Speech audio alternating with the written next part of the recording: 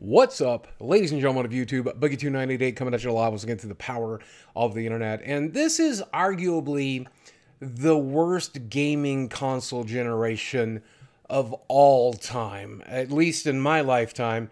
I'm going to make a case for that today. Before I get started, let me go ahead and say that if you enjoy me talking about video games, show me that today by leaving a comment, dropping a like. If you really want to see more of it, hit subscribe and turn on all notifications while you're down there. Let me know you want to hear me talk about video games more. But let me talk about these gaming consoles positively. Let me lead with the positivity here because there's a lot of good things to be said about this generation of consoles. The new controllers for both systems are fantastic.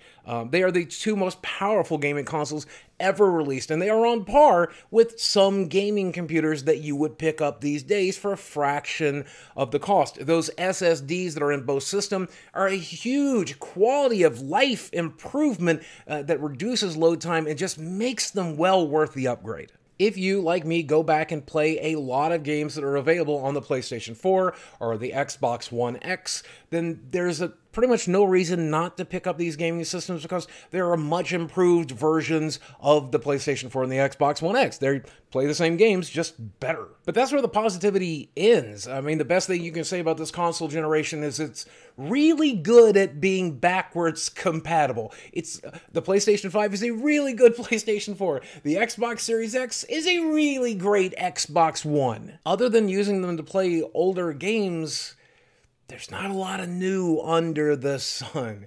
We are 8 months into this console generation, and what games do we have to show for it? When it comes to the PlayStation 5, we do have some exclusive games like Astro's Playroom, Demon's Souls, Destruction All-Stars, and then a lot more games that are still coming to the system, but that aren't already there. You can count on two hands the number of games that you have to buy a PlayStation 5 to play that you can't play either on PlayStation 4 or on PC or elsewhere.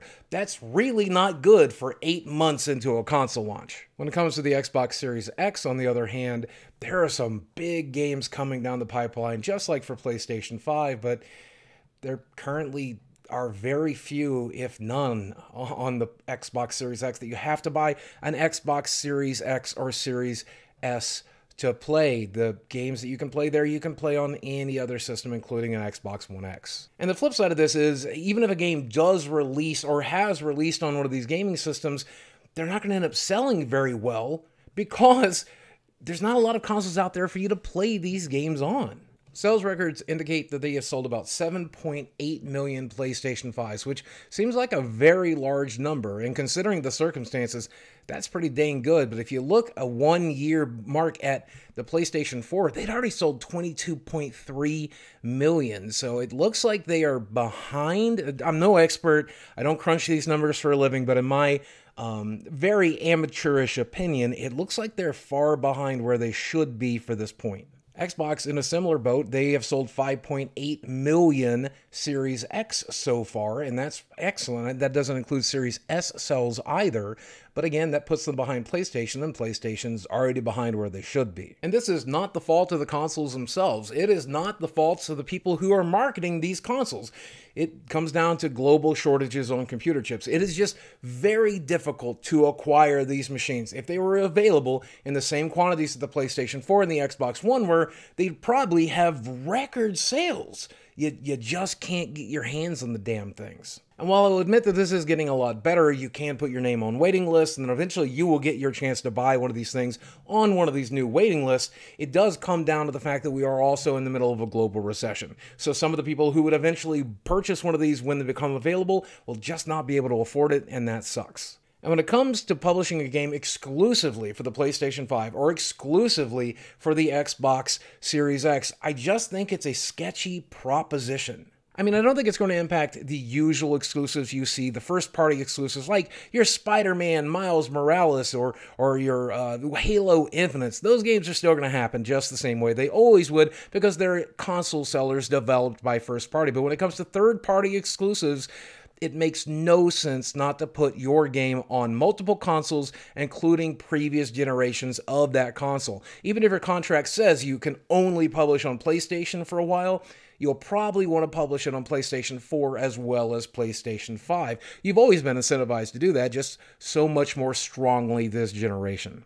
So in summary, what's so frustrating is that this easily could have been the greatest gaming console generation of all time, with the most powerful systems and the most beautiful games that we have ever seen. And instead, because of the global pandemic and the other problems facing this console generation, it just ain't that. It's probably a bit of a stretch to say it's the worst gaming console generation of all time, but in terms of exclusives that I can play right now, it absolutely is. And don't get me wrong, I still use my PlayStation 5 like once a week, and I still use my Xbox Series X every single day to watch YouTube, to play Game Pass games.